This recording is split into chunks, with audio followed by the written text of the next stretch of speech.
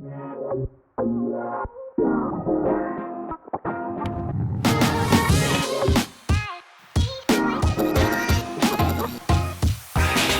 to episode number 2 of the Authentic Discipleship Podcast. My name is Jonathan Ciecka, and I'm joined here today by Mr. Fred Mindach. Did I get that right? That is correct. Fantastic. Fred, how you doing today? I'm doing great. How about you, Jonathan? I'm doing okay. Could be better. No, it's a good day. So, Fred, tell me a little bit about you. What was a young Fred Mindach like? So a young Fred Mindach. He was a very confused young man. His father, my father, he had a portrayal of Christianity. He went to seminary, became a pastor at churches, and as a young man, I saw the behind the scenes of what that all looked like, and it didn't look like anything that was being portrayed to everyone else in the community, in the Christian community. So for me, it was very confusing to see a man act one way in front of everybody who thought that he was a holy person and was leading them. And then when we come home, he was everything but that. Yeah, he would tend to be hard. He was a very hard man and did not show much compassion or love at that time. He's changed a lot since then, but yeah, it was difficult for me to understand God through that lens, seeing him being this way at church, and then when he came home, somebody who didn't seem like he loved me at all. And it was confusing, so it made me had a weird idea of who God was, who Christ was in my life because of that. Yeah. And when do you think that started to change for the positive, when you started to come into a true understanding of who God is and started to develop a relationship with him? So that was a long process. So I went off the deep end for a long time. So I got into all kinds of mess with drugs. I got into a lot of poor relationships, I guess you could say. And I practically was just running from God as far away as I could, because I was like, if this is what being a Christian is, I want nothing to do with it. So I went as far to the other side as possible. And as I did so, God was always running after me in the process. He was still pursuing me. He was still running just after my life. And I started to notice certain things. There was a time, the first time that I really felt God connect back with me was when I had done a little too much drugs, I guess. I'd done a lot of stuff that night, and I was asking God, I was like, God, if you can save me tonight, because I feel like I'm going to die, if you save me, I will quit everything. So I was doing the whole bargaining thing with God. So that was like the intro of me coming back to God. I was like, God, if you save me tonight, I'll quit everything, I swear. And through that, though, he came through, he saved me from that day, and I stayed true to my promise. I never touched anything from that moment on. And through that beginning of the relationship, he was pursuing me, and he was showing me love, even though I wasn't showing him really much in return outside of what I could get from him. But he still pursued me anyways. And through that relationship, it brought me and drew me in closer and closer and closer, until one day I was like, God, I'm reading all this stuff in the Bible. I see things that are happening, but I don't see it happening in my personal life. I was like, either you're real and you have to show me and manifest yourself, or I'm done, because it's tiring trying to put up this facade of me trying to be a Christian, because I said I was a Christian at that point. So I was like, I'm tired of putting up this facade of just playing this two-faced person like my dad did. And it just wore me out. So God met me at that moment, and he just overflowed me with his love and his grace and his mercy. And from that moment on, I've never had any questions whatsoever. So I've been sold out completely from that moment. Awesome. And how long ago was that? That would have been 2014. Awesome. Specifically, yeah. So 2014. when you did start to kind of walk this discipleship road, was there one or maybe multiple people who you would say was a disciple maker in your life who kind of led you spiritually? And what did that relationship or those relationships look like? So, truthfully, it was a guy who had mentored me in a small group. So he had just kind of helped me out in the small group. And I was like, hey, I want to start a small group myself. And I began prepping for a small group. I invited everybody I knew. I was like, man, I'm just going to invite everybody. I invited everybody from my gym. So I owned a gym at the time. I was inviting everyone there. I invited all the other people I knew. And the first night, no one showed up. Strong start. It was great. It was going well. And no one showed up, but he came. He showed up, and I literally ran a class with just me and him. Same thing happened for like a month, and he just kept encouraging me. He would dig into the Word with me and help just point me into a stronger relationship with Christ and what that looks like to be a leader. And he helped me just in my growth of running a group, even though no one was showing up. A group of one. My group. Exactly. Yeah. But through that process, it showed me his love for me, right? So through that mentor relationship, and it helped encourage me, and it kept spurring me on to where people actually started coming to my group, and then it just started to explode, and I had tons of people coming, and Awesome. It just rolled itself over and over. But it was because he never gave up on me, because he didn't give up on me, and kept encouraging me and showing me, just helping me in that process. Then God did amazing things through that, and had a huge group, and a lot of people were being touched by Christ, and it was awesome. It was fantastic. And it started with a group of one that no one else showed up to. From small things, That's great right. things. A group of one. That's awesome. So today we're talking about the essential elements of a discipleship relationship.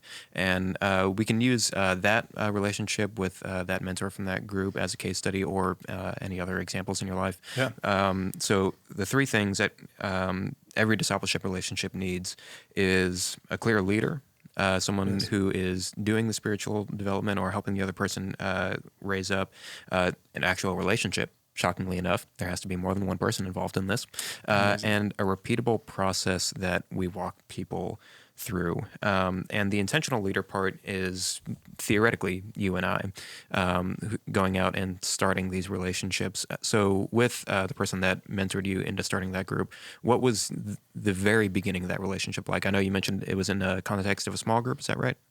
It was in the context of a small group. So he actually invited me over, so I started going to his. He would even invite me to his office, so we would have a lot of one-on-one time where he would just pour into me.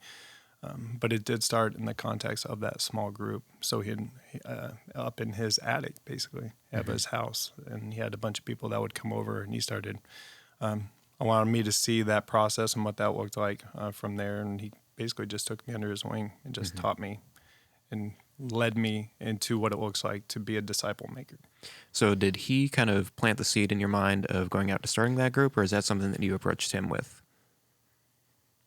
He probably planted it in my mind without me knowing. Subconsciously, I would imagine. little Exactly. covert discipleship. That's right. So I'm sure he had something to do with that, just seeing how he was in relationship and what that looked like as he was leading others. I think it inspired me to want to do the very same thing. Yep. So, and then him just help fostering that through our relationship when we would be just meeting one-on-one. I think he just helped encourage that flame and just help bring it into what it was. Awesome. And then in your own life, when you're trying to implement these things yourself, what do you do personally to make sure that you are intentionally looking for opportunities to lead people in a spiritual relationship? What does that look like for you? So for me, the most important thing for me is just to approach people and to actually let them know I care about them. Because I have a heart for people, and that just comes through relationship with Christ, just learning to love like he loves. And through that, you have a heart for people, and you see the brokenness, and you want to be a part of the solution. And a lot of that just entails being available and listening to people. So just having the heart to listen, because everybody has a story, and everybody's been through something. And if we don't give them the time and space to just listen to their story, then they're never going to want to hear anything that we have to offer.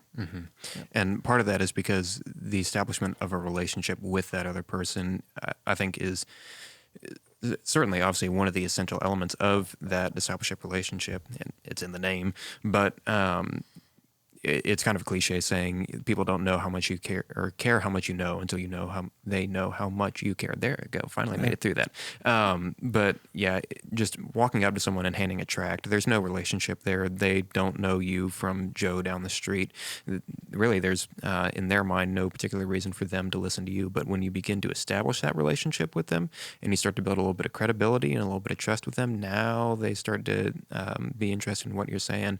I was talking about this with Corey on the last episode a little bit, but again, people don't care how much you know until they know how much you care. Have you seen that again in your own life or in someone else's? Go to maybe either extreme of someone who is really good about establishing that relationship or someone who really wasn't very good at that? So I have been a part of a lot of relationships where people are not very good at that. So they're all about going out and making disciples, but they do it in a way where they're only conveying what they know. So they're giving you all their truth, which doesn't allow for anybody to speak what they know of God or what they understand of God. You're only giving them your side. And if you never give them that chance to open up and to express what they've gone through, because even though what you may be saying is true, but you're not hearing the emotions that came with what they've gone through. Just like for me, like I had a lot of people who tried to reach out in my life when I was younger, but I saw it played out day after day with my father. And because of that, whatever people were trying to tell me about the truth of God, they were just trying to tell me. They weren't actually asking me questions about what had gone on in my life to allow me to express what I was feeling. And I never felt heard. And since I never felt heard, I just kept pushing it farther and farther away. And it caused me to run and do things that I now regret. Yeah. It's interesting that you talk about that, like just presentation, here's everything that you need to know, even going beyond just like the tract model of, okay, here's some information, see you never. When we were first working out the Following Jesus class here at the Experience, a lot of it was honestly just like an hour and a half of presentation, come and listen to the lecturer, okay, now you know everything that you need to. And the retention rate for that from like week 1 to week 7 or whatever the final week was like 30%. It was terrible, atrocious. But then we started to flip the model a little bit to be more like what we do in student ministries, where it's very brief, very short presentation, and then almost an hour of discussion afterwards. And shockingly, people like that a lot more because not only are they establishing the relationships with other people, but once they have established those relationships, they get to work through the topics that they've heard themselves. They get to think about it themselves, share their own experiences. You get to hear from other people's experiences. And that does a couple of different things. One, it makes it stick a lot better in their minds so that they can actually remember it. But it also encourages a lot more application rather than just, okay, I'm receiving all this information. What do I do about it? Well, good luck. Figure that out yourself. So, yeah, it's absolutely critical that people have the opportunity to speak into that. And it's a lot messier to do that. It'd be a lot easier if I could just tell you what's up and now we're good. That's right. Unfortunately, people don't work like that. Exactly. Yeah, I've seen amazing things just come out of that first week of Following Jesus, the model we're using now. And just seeing the relationships that are actually being formed within just a week or two is amazing just to see. And just how much people do open up and allow you into their lives if you give them the opportunity to do so. Yeah, it is really funny to see those transitions from like week 1 to week 3. Week 1, nobody knows anybody. We're all just like trying to draw answers out of them and get them to speak up a little bit more. But then by about week 3 or 4, everyone's best friends. And it's like, okay, we need to stop talking now. We need to move on to something else. Exactly. Yeah, it's awesome. Yeah, and I think that really does carry over almost exactly into group discipleship, one-on-one discipleship, where it's incredible what people will tell you if you just let them talk. And again, it's going to be a lot messier and it's going to take a lot more time, but the results from that are going to be a lot better. Yep. And you also build up a love for that person in the process. So your love for them actually grows within the process. So I think God designed it that way for a reason. And as long as we follow his model, I mean, if we follow Jesus' model, he was good at asking questions and letting people give their story. And I think it just drew them closer and closer, which is awesome. Yeah. It's crazy how when we do what he says to do, things just tend to work out. That's right. So let's move on to the repeatable process. And this topic in specific, we're going to spend a lot more time over the next couple episodes unpacking.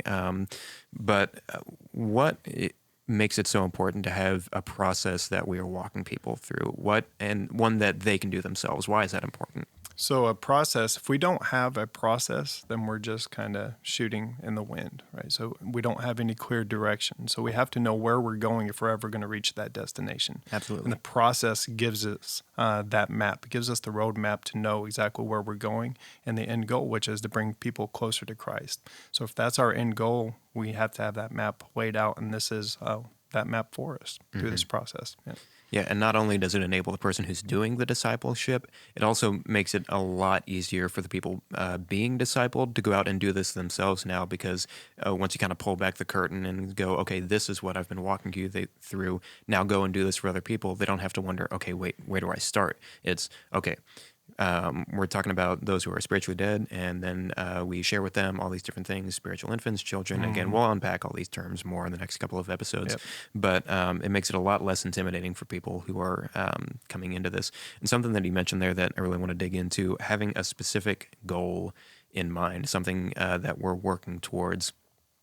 Why is it? Unpack that a little bit more for me. Why is it important to have a clearly defined goal in a discipleship relationship, and what it should be the goal of one of those?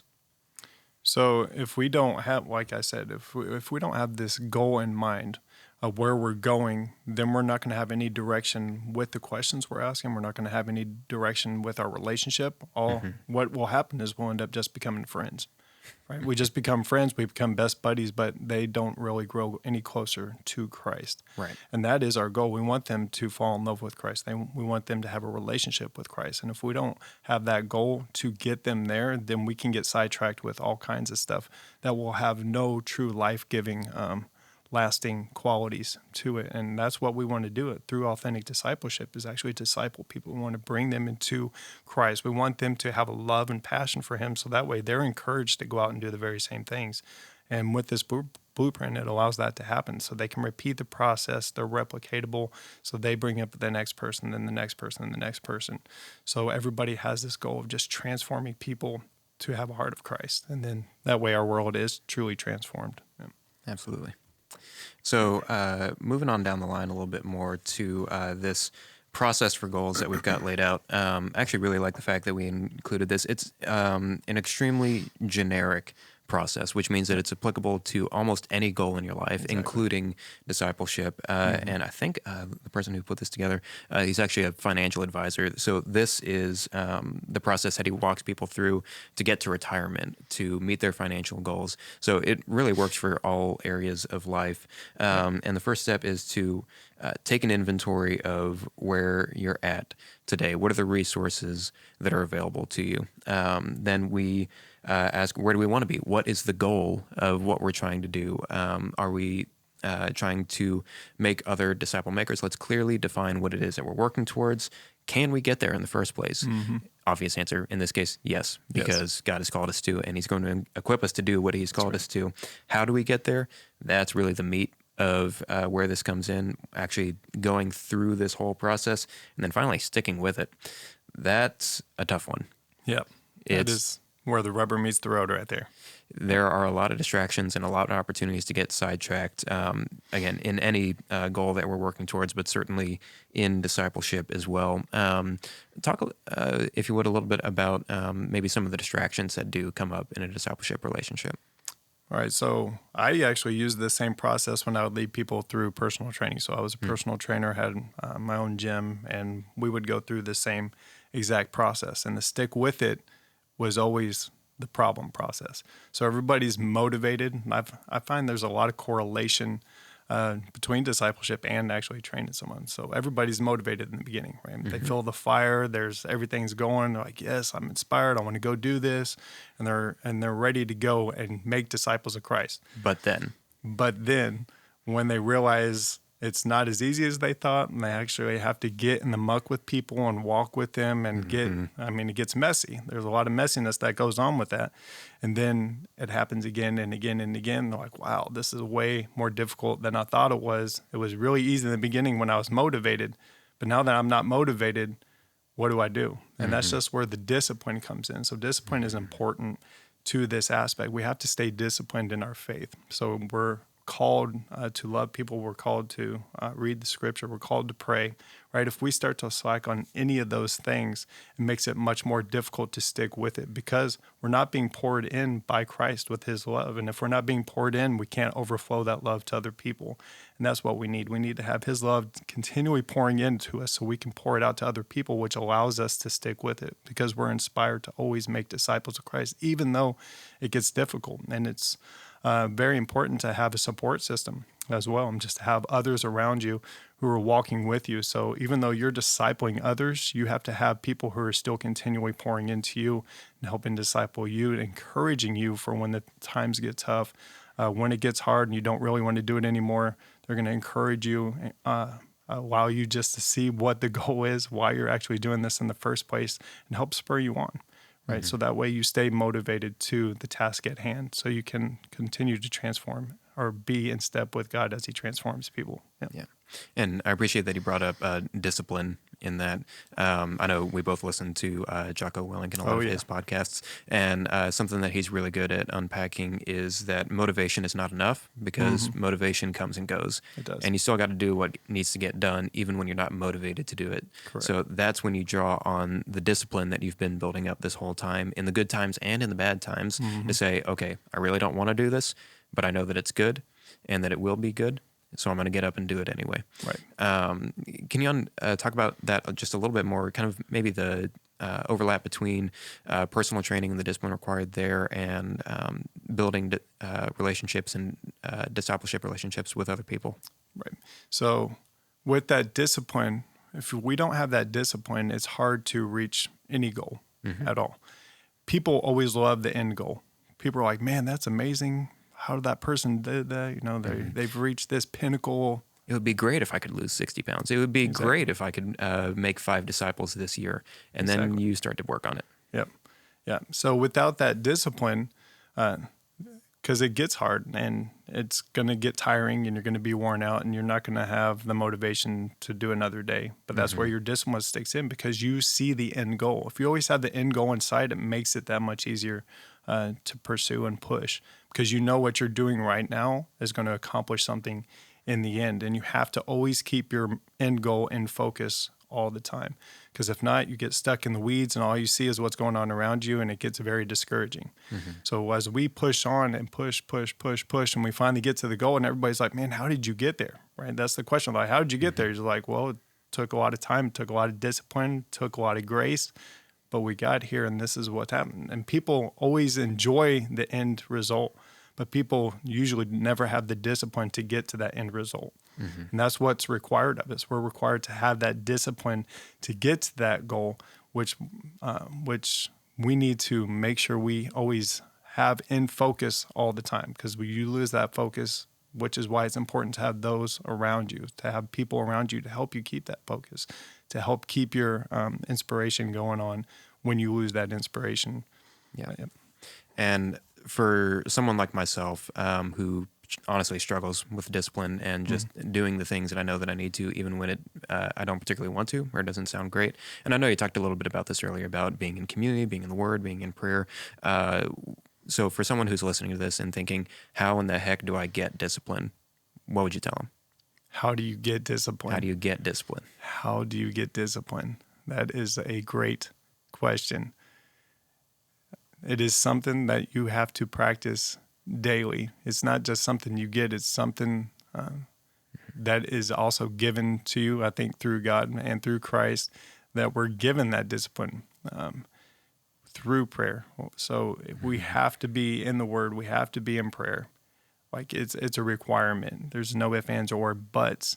But it's having the courage to wake up every single day and put your first foot forward. You have to have that drive to do it. And nobody can give you that drive. No one can give it to you outside of Christ himself. He's the only one who can give that to you. And you have to be receptive to that. So discipline doesn't just come. It still requires action on your part, right? If you don't go with the action on your part, then you're never going to have that discipline to do anything. And it's a hard thing to put your finger on because it's an intangible. It's an intangible thing that's required. Yeah, and something that you kind of implied there that I really like, that you might not be great at it at first. One of my favorite quotes from Adventure Time is that the first step to getting good at something is sucking at it. Yeah. So if you don't know where to start, just start. Exactly. And it's going to be messy, and it's not going to go well at first, but learn what you can and keep going after that. Yep. Yeah. If you don't start, then you never make progress. So you have to start, and it will most likely not be well done in the beginning ever. It'll always be messy in that. Yeah, exactly. So, Fred, as we're coming to a close here, any final thoughts on the essential elements of a discipleship relationship, either about the leader, about the relationship, or the repeatable process? What do you want people to take away from this episode? I really want people to understand the importance of the relationship. I mean, that, out of all of it, that is the most important key. Because if you don't engage people and actually build a relationship with them, then the rest of the process doesn't happen. So the relational component, I think, is the most important for people to be engaged and actually want to listen to what you're offering to, which will come through the form of questions usually. So we just want to lead the process and be engaged with people and love on people in a relational process, learning more about their story, learning why they think the way they do, so that way we can give them truth in a way that will actually affect their lives.